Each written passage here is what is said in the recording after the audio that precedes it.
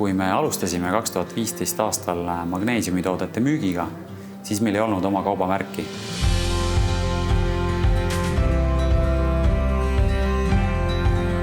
Õige pea sai selgeks, et see on hädavajalik ja sellest tulenevalt sündiski Lumiorav bränd. Laual olid erinevad variandid, kuid Lumiorav see jäi nagu kõlama teiste seas. See loom on valge, karvane elukas, kelles on kokku pandud kaks asja, magneesiumi valge olemus ja orava vitaalne ja tugev loomus. Ja muidugi sai ka juurde sinna pandud käbi, mis selgelt on seotud oravaga.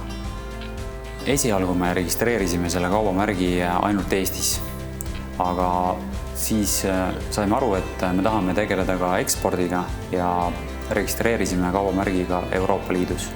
Registreeritud kaubamärk on meie jaoks nagu kindlustuspoliis ja see tähendab seda, et see, mida me üles ehitame, on kindlalt kaitstud ja turvaline. Ma arvan, et oma brändi ehk loomevara kaitsmine on väga oluline igale väikeettevõtjale.